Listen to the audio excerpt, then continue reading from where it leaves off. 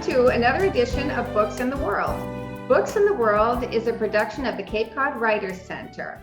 We've enjoyed 40 years, actually almost 50 years, of producing cable television programs that contain everything having to do with the love of literature. Today, we are lucky enough to be with Christie Lowrance. Christie has passionately pursued her writing career as a journalist, freelancer, travel writer, biographer, and a writing instructor. Her work covers diverse subjects, primarily relating to Cape Cod historical, artistic, literary, and commercial life. She has taught writing at the University of Massachusetts, Dartmouth, Cape Cod Community College, as well as for Cape Cod Writers Center in our summer Cape Cod Writers Conference programs. She holds a bachelor's in English from Hobart and William Smith Colleges, and a master's degree in professional writing from the University of Massachusetts, Dartmouth. Christie is the author of Nature's Ambassador, The Legacy of Thornton W. Burgess, a 320-page biography published in 2013 by Schiffer Publishing. Her book is the first complete biography of the preeminent 20th century naturalist, wildlife advocate, children's author, and pioneer in environmental education and radio programming. Actually, we had Christie on Books in the World in March of 2014, shortly right after you published this book, and Madeline Holt did the interview, which I will be thrilled to put that link down to get a deeper dig into Nature's Ambassador. Let's start with I know that when we talked previously, you spoke about how much you loved teaching and being a writing instructor, and how important that was to you to have had that as part of your diverse writing career. So why don't we start there? Tell me what it is that you love about it. And I know that did you most recently teach at the community college, Cape Cod Community College, or was it? Yes, right. I may be teaching some smaller classes outside of the academic realm, but that was the last time I was in a classroom as such. But I taught for about 12 years altogether, and I think I had mentioned to you that the teaching of writing was important to me, because when I began teaching at UMass Dartmouth as a TA, very nervous, petrified, in fact, of having a classroom of 18, 20-year-olds in front of me and having to convince them that this was worth their while, well worth their while. It was extremely daunting.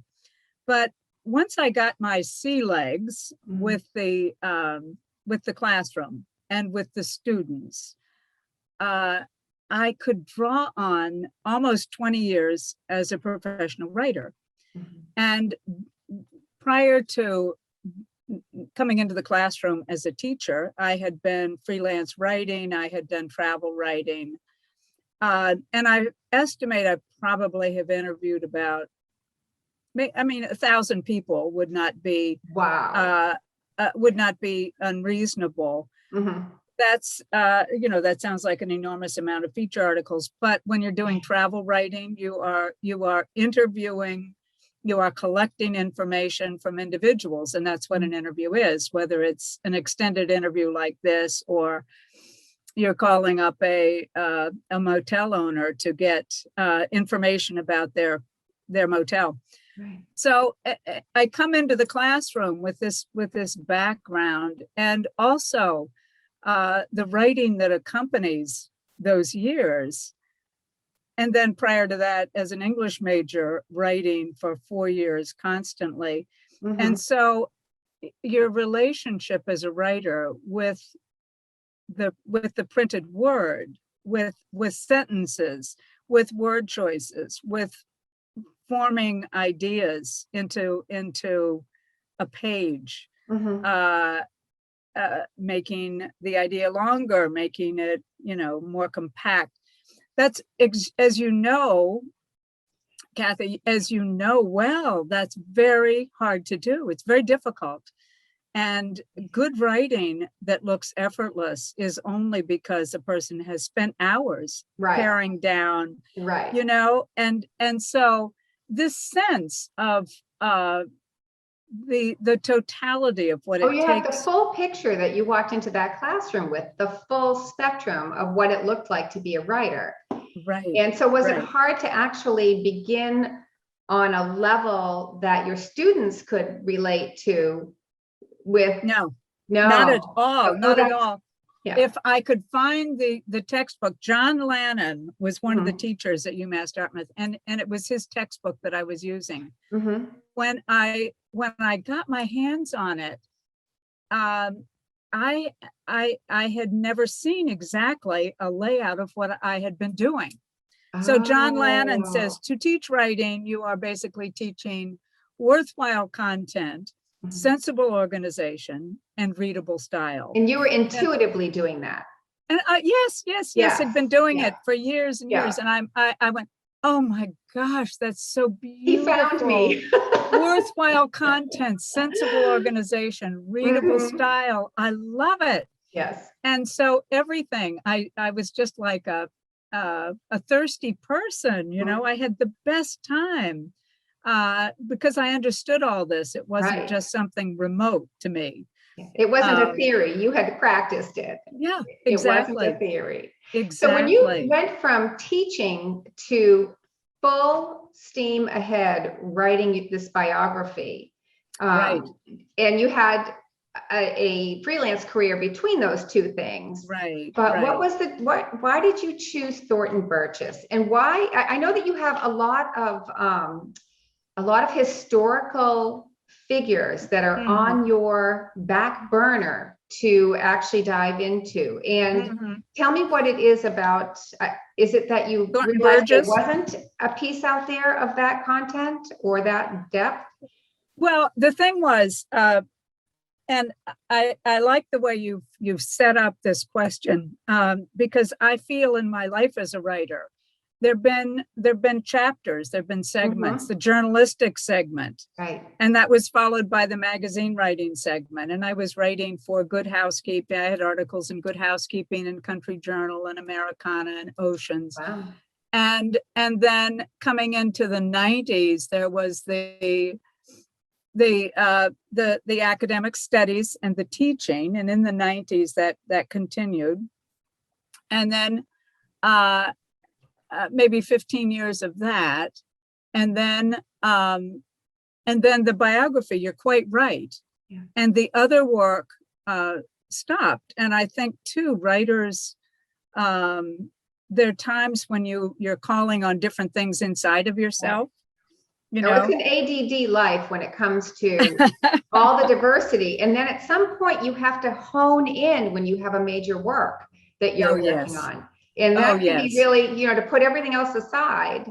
Yeah. It can be difficult. And you know this well, Kathy, but the decisions that you have to make, and I don't know if this is worthwhile to try to show this, but I don't know if you can see the table of contents there. Oh, yes, I can. But if you can see it, what you're looking at is part 1, the origins, part 2, the writer, part 3, the naturalist, and part 3, the legacy. But I was breaking out into a cold sweat when I began writing, and I'll get to why Thornton Burgess in just a second. But this is a writerly question, a writerly issue. And I thought, how am I going to weave together? This man was a children's writer, renowned, beloved, household name in the 20th century for his children's books, The Adventures of Reddy Fox and Peter Rabbit and Johnny Coon, and, you know, all the different animals, and Old Mother West Wind. And on the other hand, he's a hardcore naturalist, and he helped with passage of the Migratory Bird Treaty Act in 1918. He established a lot. But he used his radio program for promoting environmental education. Mm-hmm. And my challenge as a biographer was how to weave these together. They are incompatible, Right. in many ways. The little sweet children's stories and the hardcore science. Right. How do you get the So full spectrum of to the break those down, I think you were referring to the intensity of the thinking that it takes as a writer. Exactly. And just that simple, when I taught writing, I always told students that creating the content, that's kind of fun. Mm-hmm. Doing the style, that's your thing. The hard part is organization. Right. And you will sink or swim as a writer on your organization. Or you can float for a while. You can float for a while. Yeah, yes, but not then forever. You're going down. Exactly. No, you absolutely are going to go down on your organization. Exactly. And I knew this, and I thought, I've got this fabulous subject, and the definitive biography on him has not been written. I thought, how am I going to do this? Mm-hmm. And I really just had to sweat it through, mm-hmm. and I had to believe that I could sort it out. And ultimately I did. This opened a whole different world for you to have produced this biography, that it seems like now it's triggered more public figures that you feel haven't been fully explored in content. And tell me what you have on your plate for. I know that one of them is concerned, was you had done your thesis on him. Right. So it was the George Bass. You've done your homework, Kathy. Yeah. I'm really impressed. Well, it's so interesting. I was trying to decide which piece of the pie are you and I going to slice today, because there's a lot. I know. And we haven't even talked about Bob Hayden and house moving. I know. True. We'll have to think about that. But your question, the first question, I didn't dodge exactly, but didn't get to it. Why Thornton Burgess? Yes. I'd written about him as a freelance writer. I knew the subject. Okay. I thought I was wrong, but I thought I did. And I live in the house he was born in. Oh no! And, how did I miss that? Oh no! Well, I don't play it up, but it's true. It's true. And Thornton Burgess, this was his childhood area here. He lived in many of the houses here in the village. It's a grand story, really. He's our own homegrown boy when you think. He is our homegrown boy. He so is. And the research, I'll just say, on our homegrown boy took me to Japan, Australia. His obituary was read in Africa. Oh my goodness.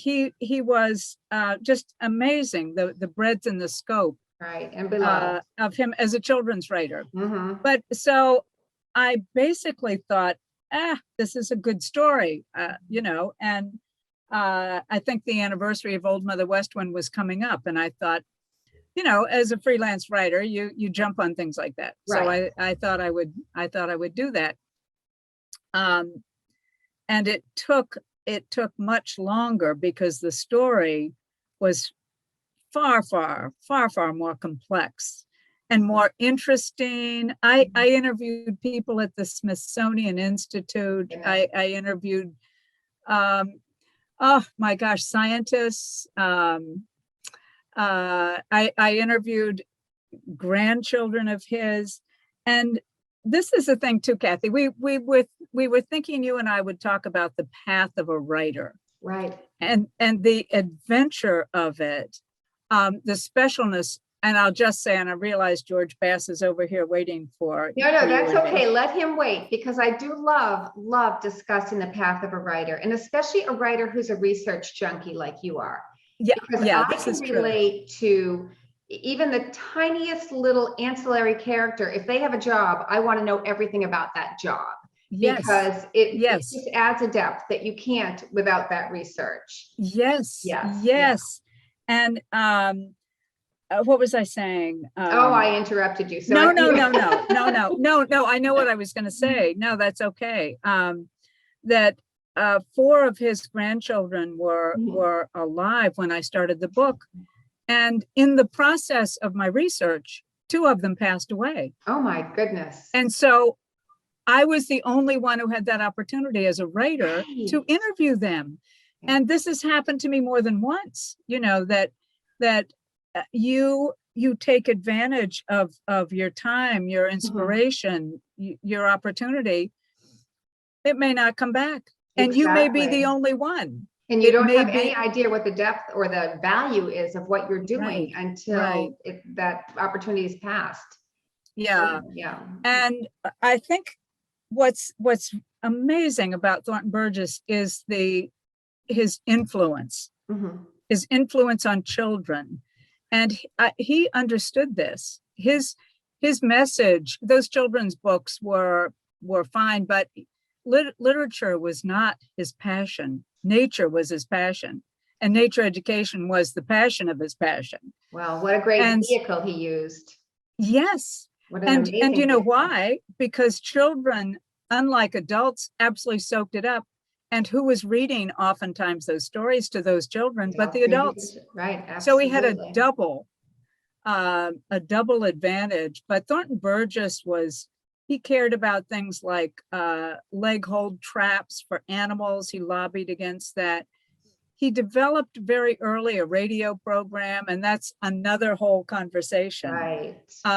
He was a pioneer radio programmer. He was a pioneer environmental educator. No question about that. So But let's break away from Thornton Burgess a little bit, because I sure. feel like I want to cover some of the current things that you're doing, because it's pretty exciting. I Okay. want you to talk a little bit about the poemathon that you put together and what the result of that was that you did for Sandwich Arts Alliance over the course of this past year. Okay. And because I think it's a fascinating story, especially because you didn't even know what you were starting when you began it. Yes, So, well said. Oh, you're so right. And I feel like I'm always sort of dropping back from your wonderful questions, because the drop back to the poemathon mhm. and that whole project was that I worked 4.5 years on Thornton Burgess, 5 years, we'll say, actually. Mhm. And then I worked on selling that book, and then I started the research on George Bass, underwater archaeology, and there's a whole great rationale for that interest. But I began to feel tired, Mhm. and I thought mentally, Right. and I resisted it. I didn't like it. I didn't want to deal with it until finally I just had to say, I think you're tired. You've been researching Right. and writing heavily, intensely for almost a decade, almost 10 years. Yeah, there's And I think exhaustive writing, and that's definitely exhaustive writing. yes, it is. And I think my brain was just saying, time for a break. Right. And so it was at that point that I really got involved in a different way with the Sandwich Arts Alliance. And when the pandemic came along, I overheard somebody at the Arts Alliance Center say, well, the food pantry is in, really serious trouble. And I thought, oh, goodness, that's terrible. Sandwich Food Pantry. What can we writers do at the Sandwich Arts Alliance, a literary group? How can the literary group help? And I thought, well, we could give money. But then I thought, well, maybe something a little more creative and fun. And I thought, what about if we offer to write a poem for someone, if they'll offer to make a donation to the food pantry, minimum of $15. And they have to tell us, what do they want that poem about? Who's it for? What's the purpose of the poem? And then I went around tapping people on the shoulder and saying, would you write a poem, for this poemathon thing? Yeah, okay. And I went along and I was asking people, I simply thought I had no idea whether they could write poems or not. But my feeling is, if you're a writer, you can use words. You can write a poem. Of course you can write a poem. Of course you can. Right. So listen, poems have their own language. When I think about even the capitalization of poetry and the rules with that, right. Poetry is a special thing.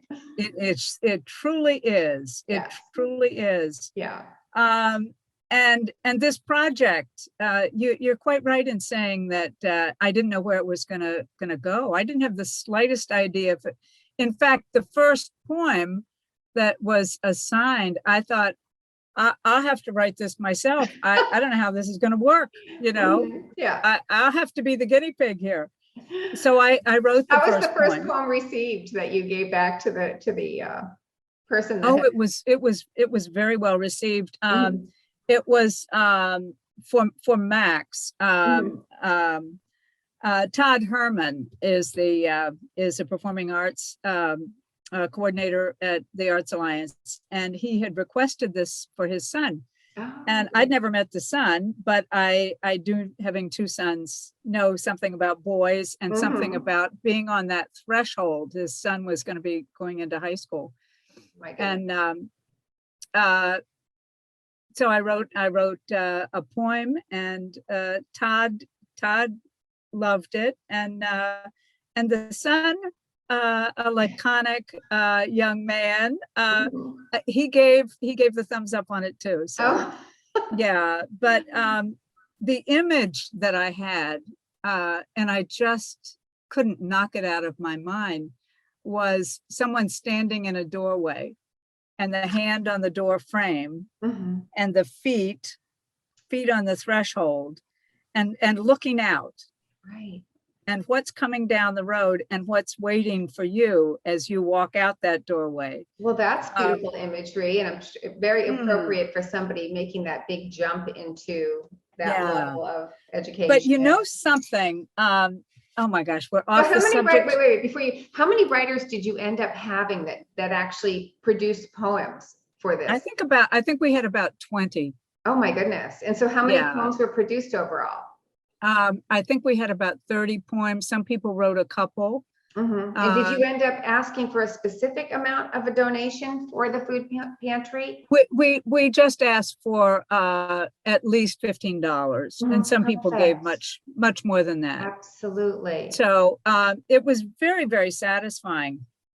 And then you had said that it was turned into a surprise to realize that you had this compilation of Yeah, what turned out to be amazing work from people that were not known for their poetry that's or right. were experimenting per Yeah, se. yeah. Some of them were, Mhm. but you know, some of them weren't. One If I person wrote said, a "I've poem, it never." would be an experiment. Well, you know, but the thing that distinguished them was they were willing. They Right, said, "Okay, you know, right. I'll give it a shot." Yeah. And that was just, it was very exciting. We also had artwork that was included in it. Two of the literary folks are also very talented artists, Carolyn LeComp and Jana Dillon. Oh, nice. And there's some photography in there too. So so this was an offshoot. You know, there was a little lag time. We had the Poemathon. We raised, I think, $750 for the food pantry, Mhm. with a handful of poems. So we felt pretty good about that. Yes. And we thought, this is gorgeous stuff. We've got to do something with it. So we decided to put together a book, and that led to this project. And then this project, Pebbles in the Stream, after we've covered costs, which we've almost done now. We're still trying to Mhm. sell the book. So anyone Mhm. wants to buy Pebbles in the Stream. Where But can they find Pebbles in the Stream? Is it through the it's Sandwich Arts it Alliance website? yeah, it's on the website, right? And it's So also then in will the that CD. become an additional fundraiser after it's covered its cost? Oh yes, 100% of Isn't that wonderful? the sale, not proceeds. 100% of the sale goes 100% to of the the Arts sale. Isn't Alliance. that wonderful? Yeah, it really is, Absolutely. because each book, I think it's 1995, and we gave a lot of thought to, and we talked with folks at Titcomb about what Neat. Titcomb's bookstore, what a reasonable price would be. Mhm. So anyway, so we had this project in hand, this book. We had a book launch, a proper book launch, Nice. A and we're proper book continuing launch to. is difficult in a pandemic. Yes, it is. It is. It is. I think it was a little bit before, Mhm. but then during the pandemic, we created a couple videos. One was called The Purpose of a Poem. And that, I just consider it utterly amazing.